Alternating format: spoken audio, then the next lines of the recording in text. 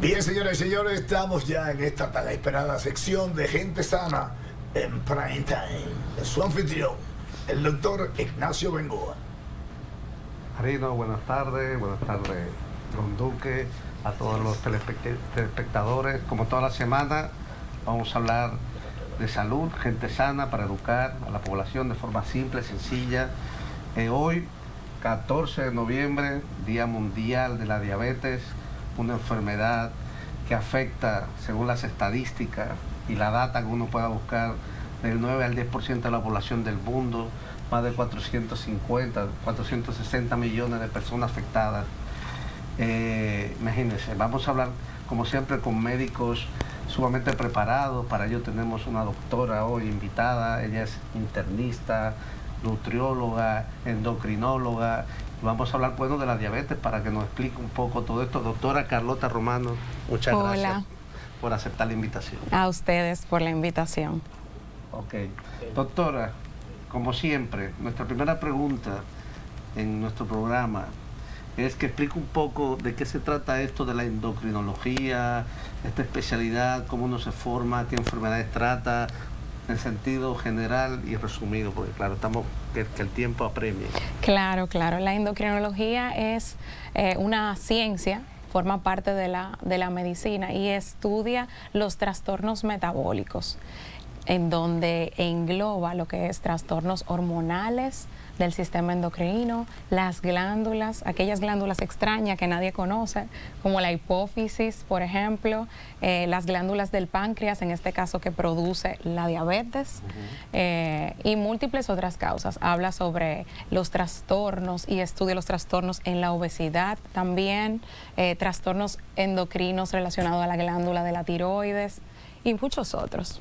Wow, o sea que es una especialidad compleja, ¿no? Hormonal. Sí, las hormonas. Doctor, entonces vamos a hablar hoy, 14 de noviembre, día que conmemoramos esta enfermedad para hacer conciencia a la población. Doctora, ¿qué es esto de diabetes tipo 1, tipo 2? Sí. ¿Qué es esto, doctor? Explíquenos un poco. Sí, realmente la diabetes podemos clasificarla, o hay diferentes tipos. Dentro de mencionar la diabetes tipo 1, la diabetes tipo 2, la diabetes gestacional, que es en aquellas mujeres, solamente se da en mujeres que están en el proceso del embarazo y nunca habían tenido diabetes antes. Sí. Y hay otros tipos menos frecuentes que se llaman tipo MODY, son trastornos genéticos. Ok. Y si me explica un poco cuál de es cada uno. Sí, más o menos. Claro. Para que la gente... Bueno, el tipo 1 es el origen principal de este tipo de diabetes es de origen autoinmune.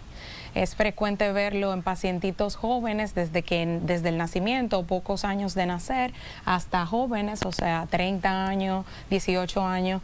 Normalmente tienen un peso adecuado, normal, no están en sobrepeso. Puede estar relacionado o no a un componente hereditario.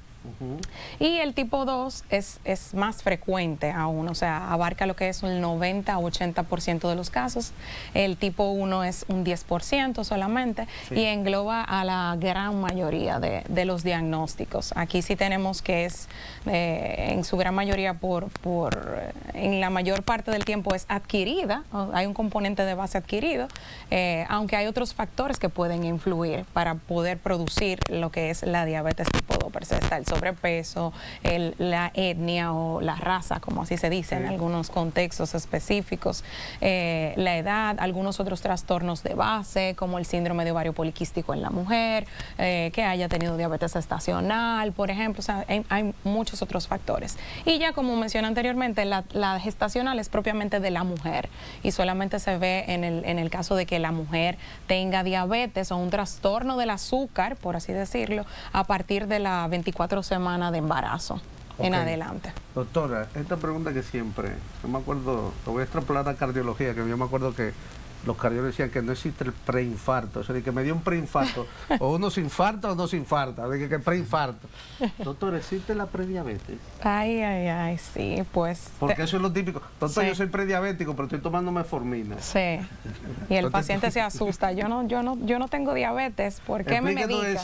¿Ese concepto existe en la endocrinología? Totalmente, claro que existe. Claro que sí. Y tiene, o sea, criterios específicos para poder hablar de prediabetes. Entonces, mencionando cuáles serían estos, tenemos que tomar en cuenta varias cosas. En estos pacientes hay que hacerle análisis en sangre y dentro de estos medir algo que se llama hemoglobina glucosilada. Es un parámetro que nos habla de cómo ha estado el nivel de su comportamiento glucémico o de cómo ha estado su azúcar en un registro de 3 meses hacia atrás. ¿Okay? Entonces, eso tiene un valor específico. Entonces, valores que van desde 5.7 a 6.4% es un rango que me va a favor de un paciente que tiene un trastorno glucémico, ya que tiene un trastorno con los carbohidratos. ¿Okay? Y niveles de azúcar o de glucosa en sangre, por ejemplo, en ayunas, que van ya desde niveles por encima de 100 hasta 125 miligramos sobre decilitro. ¿Cuál es el más propenso a ser afectado por la enfermedad? ¿La mujer, el hombre o el niño? En el niño uno ve que ellos comen de manera desproporcionada todo tipo de azúcares, mucho helado, mucho de todo. Y no es tan frecuente que los niños sean diabéticos. ¿A qué se debe? Bueno, aquí tengo para decir varias cosas. Primero, depende del tipo de diabetes que estemos hablando. Y ya hoy en día es más frecuente ver diabetes tipo 2, que en su gran mayoría es adquirida en adolescentes, o sea, en niños de 12 años hacia arriba, 10 años, por el tema de la mala alimentación y la obesidad. ¿Okay? O sea, que no es que no se ve cada día más ahora. Bien, entonces, ¿qué pasa? Para llegar a un trastorno de glucosa o trastorno del azúcar, para que puedan entenderme, van a pasar varios años antes de que realmente eso se vea reflejado en los análisis que mandamos a hacer normalmente. Hay ya una historia metabólica, eso se llama registro metabólico del paciente, que viene arrastrando eso. Lo que pasa es que no se ha dado la ocasión porque muchas veces no da síntomas, o sea, el paciente no siente absolutamente nada, pero sí ya hay hallazgos puntuales. Y de las cosas más frecuentes es pues el estilo de vida. Entre el hombre y la mujer, bueno, realmente las estadísticas dicen que en la mujer se ve con mayor frecuencia porque va más al médico, ¿ok? Pero en cuanto a sexo no hay una diferencia establecida propia, o sea, no es significativa la diferencia. Entonces, en la mujer se ve más porque va más a la consulta, se diagnostica más, ¿ok? La predisposición mayor podemos verla, por ejemplo, de acuerdo al lugar de nacimiento. Eso sí es importante, por ejemplo, niveles, poblaciones afroamericanas, latinos americanos, aquellos que son isleños del Pacífico, hay una mayor predisposición. Por ejemplo, pacientes anglosajones, norte de Europa, tienen menos chance o menos predisposición a desarrollar la enfermedad. No es que no le dé, pero ahí ellos están un poquito más cubiertos. Doctora Carlota Romano, endocrinóloga, estamos hablando de la diabetes, 14 de noviembre, Día Mundial de la Diabetes. Doctora, Marino está muy preocupado porque está orinando mucho, tiene un hambre que no se le quita, una sed terrible. ¿Cuáles son los síntomas que hacen sospechar de que, ven acá, pero yo tengo una diabetes y no lo sé, o que está orinando y hay una hormiga? Eso es verdad, que uno orina y las hormigas salen a comerse. Eso, cuéntenos un poco. ¿Cuáles son los síntomas? ¿Cómo sospechamos de que podemos estar sufriendo una diabetes? Me sale una mancha aquí que no se me quita, le echo jabón. Sí. Muy buena pregunta, porque eso es frecuente verlo realmente. Hay varios síntomas muy característicos que deben de alarmarnos para poder pensar en un paciente que tiene diabetes o que se le ha diagnosticado. Ya cuando están esos síntomas, ya la diabetes casi siempre está establecida. Dentro de estos, mencionar que al paciente no se le quita la sed, o sea, un deseo de tomar agua a pesar de beberse 6 litros de líquido. Eso es uno de los síntomas. Otro es que aumenta la cantidad de veces de ir al baño a orinar, ¿ok? Hay pérdida de peso también. El paciente pierde peso de manera involuntaria sin haber hecho una dieta o de querer perder peso. Entonces, esas son las características principales. En medicina se llama polidipsia, polifagia, hay mucho deseo de comer, sobre todo nocturno, el paciente se levanta con una sensación de querer comer de noche, sobre todo, polidipsia, polifagia, pérdida de peso. Esos son los síntomas más comunes. Eso no significa que no pase en otros ámbitos u otros síntomas, pero esos son los más frecuentes. Doctora, y eso de la manchita, la acantosis nigrans. Eso es muy importante que lo menciona. Muchos pacientes llegan a la consulta mencionando el hecho de que el cuello en la parte de aquí de atrás se ha puesto oscura, más oscura de lo usual. Piensan muchas personas que es algo que es sucio, que algo, mire, yo me he lavado ahí detrás, doctora, pero eso no se me quita. He ido a dermatólogo, me he puesto crema, blanqueadora y todo, y eso no se me quita. ¿Qué puedo hacer? El paño. No es parecido al paño, son áreas oscurecidas más bien. Sí. El paño más blanco. Es más blanco, exactamente. Se oscurece el área casi siempre de aquí, detrás del cuello, los codos, los pliegues, básicamente. Sí, y los 10 cheles. Los 10 cheles. Que se esparcían en el cuerpo. Bueno, entonces, ¿a qué se debe eso? Eso es una respuesta externa de la piel hacia un trastorno en el azúcar. Eso me habla de que mi páncreas, que es la glándula que libera insulina para tratar de regular la glucosa en la sangre, o sea, el azúcar en la sangre, está muy acelerado. O sea, dispara los niveles muy elevados de insulina, pueden entonces producir lo que es la acantosis nigrans o esos trastornos en donde se ve el cuello casi siempre oscurecido. Bueno, la doctora, no he dicho, también es catedrática. No. Dale, Duque, tu respuesta. Tengo una inquietud, doctora. La diabetes como ya enfermedad, ¿es posible, es reversible? Muy buena pregunta. La diabetes mellitus tipo 1, por ejemplo, porque depende del tipo de diabetes que estemos hablando. Usualmente es una condición genética que se controla. Eso no se modifica. O sea, eso no se trata. Hay estudios, la medicina cada día más va avanzando, que se quiere hacer eso. No voy a entrar de lleno a esa parte, pero se está hablando de implantación de células madre en el mismo páncreas para generar evidentemente células betas, que son aquellas células que producen la insulina, que en el diabético tipo 1, valga la aclaración, no produce insulina su páncreas nunca. O sea, tiene una deficiencia inminente, entonces no podemos vivir sin la insulina. Sin embargo, el tipo 2 tiene parcialmente todavía liberación de insulina. Entonces, respondiendo a su pregunta, la primera, los tipo 1, no, hasta ahora no hay cura. La tipo 2, dependiendo de los años de diagnóstico, bien, y si se hace un enfoque bien temprano, dígase, con farmacoterapia, cambio en el estilo de vida, ¿ok? Cambio en el estilo de vida me refiero a que el paciente va a hacer ejercicio de forma regular, por lo menos entre 150 y 300 minutos semanales, ¿ok? En que el paciente va a comer sano, ¿bien? O sea, alimentos balanceados. Los alimentos balanceados comprenden los 4 macronutrientes más esenciales. Dentro de estos tenemos las proteínas, los carbohidratos y las grasas en porciones adecuadas. Bien, entonces si el paciente hace todo eso, el paciente tiene hasta los 3 años de diagnosticados y es, o sea, disciplinado con hacer los cambios de lugar, pues la diabetes podría revertirse, la tipo 2, ¿ok? Pero hay mucho que ver de camino. O sea, cada paciente se individualiza y casi siempre es todo lo contrario. O sea, la enfermedad se diagnostica ya muy avanzada y no hay chance como de poder revertir eso por completo a nivel bioquímico. ¿Bien? Doctor, ahí mismo, digamos. Hemos tenido al paciente, usted ha explicado la tipo 1, tipo 2, la gestacional. Hemos visto que Marino está con toda la sintomatología. Sí. Hemos hablado de la prediabetes. Doctora, ¿cómo llegamos al diagnóstico?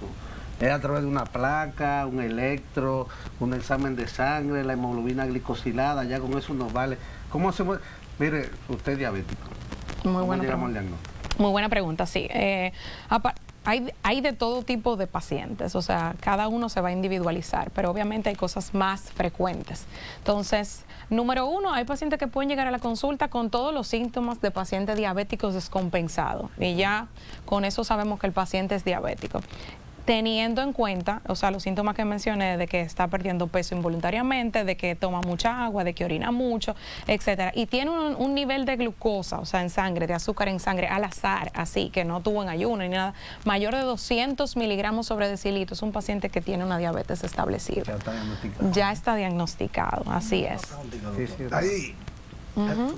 Dale. Sí, le quería preguntar algo Sí. muy interesante para los dominicanos. ¿El romo, la cerveza y el whisky ayudan a la diabetes o ayudan a la diversión de la gente? ¿Es saludable? Es una pregunta, Manuel. Esa es una muy buena pregunta. La realidad es que los excesos hacen daño en general. Y el ron, hecho en nuestro país, está muy cargado de azúcar de caña. Entonces, para contrarrestar los grados de alcohol, se utiliza mucho azúcar, o sea, la sacarosa o la azúcar añadida, vamos a decirlo así, que aún siendo natural de la caña, igual es un azúcar agregada. Y eventualmente sí es muy, muy dañina. No solo, o sea, va a competir prácticamente entre el hígado y el exceso de glucosa en el páncreas, y eso es devastador. Pero hay gente que se pone ya en la posición de médico y se empodera. Es decir, me comienza a beber café sin azúcar, no le echa azúcar a nada, cosa que puede ser peligroso también, porque el cuerpo para su energía también necesita un poquito de azúcar. Claro. ¿Verdad? Y para sí. botar bien por los poros, como dice. Entonces, es bueno eso, tomar ese tipo de medidas. ¿Y cuáles otras acciones usted recomienda? Mire, eso es para tener un buen control de su azúcar, usted me imagino que pregunta. Entonces, hay algo, los alimentos salados y dulces contienen glucosa, se le puede alterar el nivel de azúcar, ¿ok? Entonces, en los carbohidratos simples, que son todo lo que tiene azúcar, el pan dulce, ¿ok? El pan sobao, las donas, todo, lo chuchería, o sea, lo dulce en general que se le dan a los niños, todo eso es azúcar añadida. Pero la parte salada también contiene azúcar. ¿Ok? O sea, que se convierte posteriormente a glucosa, ¿ok? Y me puede alterar también esa función. Entonces, realmente, respondiendo a su pregunta, no hay necesidad de utilizar azúcar añadida, que es la que usted me dice en la cucharadita o para algo, para poder tener niveles controlados, porque en las cosas saladas también, o sea, en los carbohidratos complejos, integrales preferiblemente, o sea, el vívere, que el dominicano come mucho víveres en general, es algo de nuestra población en general, el vívere, el pan integral preferiblemente, ¿ok? Hay algunos vegetales que contienen almidón también, que el almidón posteriormente se convierte en azúcar.